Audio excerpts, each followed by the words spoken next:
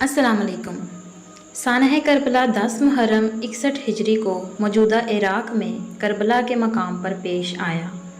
یزید کی بھیجی گئی افواج نے حضرت محمد صلی اللہ علیہ وسلم کے نواسے حضرت حسین رضی اللہ تعالیٰ عنہ اور ان کے اہل خانہ کو شہید کیا۔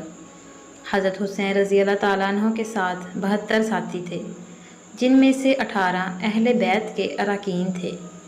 اس کے علاوہ خاندان نبوی صلی اللہ علیہ وسلم کی خواتین اور بچے بھی شامل تھے۔ واقعہ کربلا صرف تاریخ اسلام ہی نہیں بلکہ تاریخ عالم کا نادر اور عجیب و غریب واقعہ ہے۔ دنیا میں یہی ایک واقعہ ایسا ہے جس سے عالم کی تمام چیزیں متاثر ہوئیں۔ آسمان متاثر ہوا، زمین متاثر ہوئی، شمس و قمر متاثر ہوئے، حتیٰ کہ خود خداوند عالم متاثر ہوا۔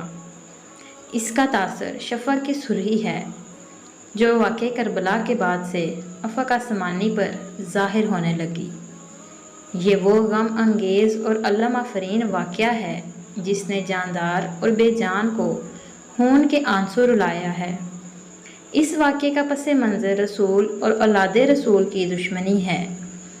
بدر و احد، خندق و خیبر میں قتل ہونے والے کفار کی اولاد نے ظاہری طور پر اسلام قبول کر کے اپنے آباء و اجداد کا بدلہ حضرت رسول کریم صلی اللہ علیہ وسلم اور حضرت امیر المومنین کی اولاد سے بدلہ لینے کے جذبات اسلامی کافروں کے دلوں میں عہد رسول ہی سے کروٹیں لے رہے تھے، لیکن عدم اقتدار کی وجہ سے کچھ بن نہ آتی تھی۔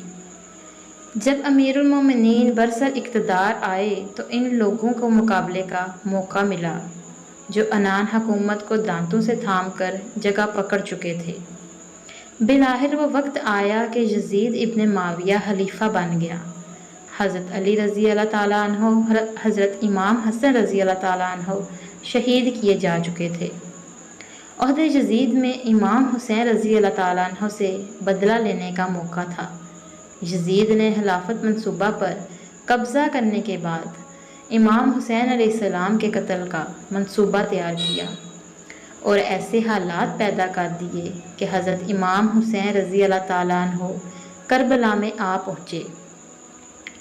یزید نے بروایت 80,000 فوج بھجوا کر امام حسین رضی اللہ تعالیٰ عنہ کو 18 بنی ہاشم اور 72 اصحاب سمیت چند گھنٹوں میں موت کے گھاٹ اتار دیا۔ ظالموں نے 7 محرم الحرام سے پانی بند کر دیا اور 10 محرم کو نہایت بے دردی سے تمام لوگوں کو قتل کر ڈالا۔ کربلا کا یہ واقعہ تاریخ اسلام کا بڑا افسوسناک حادثہ تھا۔ اس واقعے کی خبر اللہ نے حضور صلی اللہ علیہ وسلم کو کر دی تھی۔ چنانچہ روایات میں آتا ہے کہ حضور صلی اللہ علیہ وسلم نے اپنی زوجہ حضرت ام سلمہ رضی اللہ عنہا کو ایک شیشی میں کچھ مٹی دے کر فرمایا تھا کہ یہ اس جگہ کی مٹی ہے جہاں میرے نواسے کو شہید کیا جائے گا۔ جب وہ شہید ہوگا تو یہ مٹی خون کی طرح سرخ ہو جائے گی۔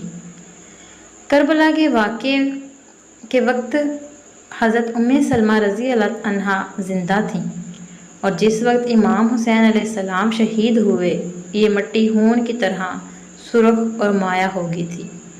اسلامی تاریخ کو کسی اور واقعے نے اس قدر اور اس طرح متاثر نہیں کیا جیسے سانحہ کربلا نے کیا۔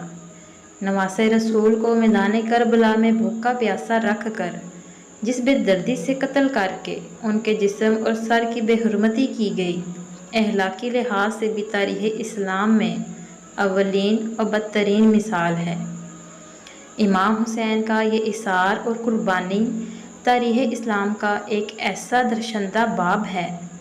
سانحہ کربلا آزادی کی اس جدوجہد کا نقطۂ آغاز ہے جو اسلامی اصولوں کی بقا اور احیاء کے لیے تاریخ اسلام میں پہلی بار شروع کی گئی۔